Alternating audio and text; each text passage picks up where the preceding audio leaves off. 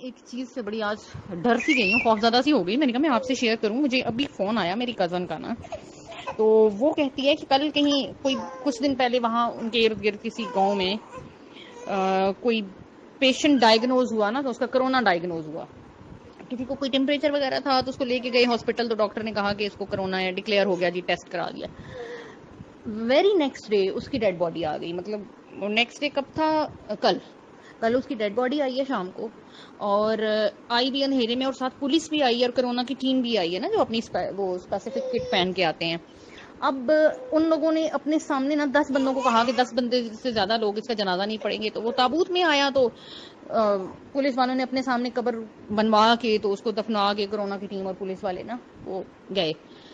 رات کو اب پتہ نہیں اس کے گھر والوں کو کسی نے کچھ کہا، یا انہوں نے نیٹ پہ ایسی جو چیزیں وائرل ہو رہی ہیں کہ کرونا والا سین جو ہے یہ فیک ہے اور اس طرح کیا جا رہا ہے، پتہ نہیں انہیں کسی نے کہا یا انہوں نے خود کہا کہ ہم نے اپنے بیٹے کا منہ دیکھنا ہے. تو کہیں رات کو نا، شام کو مغرب کے ٹائم وہ لوگ دفنا کے چلے گئے، ٹیم تو دفنا کے چلی گئی تابوت کو. رات 12-1 بجے انہوں نے جا کے قبر کشائی کر لی. قبر کشائی کی تو انہوں نے خود کو ذرا کور کر کے نا کہ ہمارا جوان بیٹا تو ہم اس کا منہ دیکھ لیں. تو اب قبرستان میں تو وہ کرنی صرف گھر کے لوگوں نے قبر کشائی کی نا. تو جب ظاہر ساری دنیا آدھی رات کو سو رہی ہوتی ہے، وہ اس کا تابوت اٹھا کے گھر لے گئے. کرن آپ ہی انہوں نے تابوت کو اب یہ جو جس کی میں بات کر رہی ہوں، اس جنازے میں کل میرے چچا بھی شریک ہوئے تھے. گھر جا کے انہوں نے تابوت کھولا ہے تو اس کے اندر سے لکڑیاں اور پرانے کپڑے نکلے. باڈی تھی نہیں، لکڑیوں کے بڑے بڑے ٹکڑے پڑے تھے اور پرانے کپڑے پڑے تھے. اب وہ کہہ رہی ہے کہ یہ اس کا مطلب ہے کہ وہ بندہ مرا ہی نہیں ہے. میں تو اتنی پریشان ہوئی ہوں سن کے، میں آپ کو کیا بتاؤں. مطلب یہ کرونا کی آڑ میں ہو کیا رہا ہے. اور ایک اور واقعہ بتاؤں، کل پنڈی میں میری ایک فرینڈ ہے، تو اس کی نند یہاں ہوتی ہے شاہ خالد کالونی میں، ان کے پڑوس میں بھی ایسا واقعہ ہوا ہے. لے کے گئے ہیں جی، اس کو لڑکے کو بخار وغیرہ ہوا ہے، اس کو لے کے گئے ہیں اور کرونا ڈائگنوز ہو گیا، اور اس کے بھی نا 2 دن بعد ڈیڈ باڈی آ گئی. اور اسی طرح جی شام کو جی دفنا دیا گیا اس کو دفنایا ہے. تو اس کے گھر والوں نے بھی اس کے. اور ایک اور واقعہ بتاؤں، کل پنڈی میں میری ایک فرینڈ ہے، تو اس کی نند یہاں ہوتی ہے شاہ خالد کالونی میں، ان کے پڑوس میں بھی ایسا واقعہ ہوا ہے.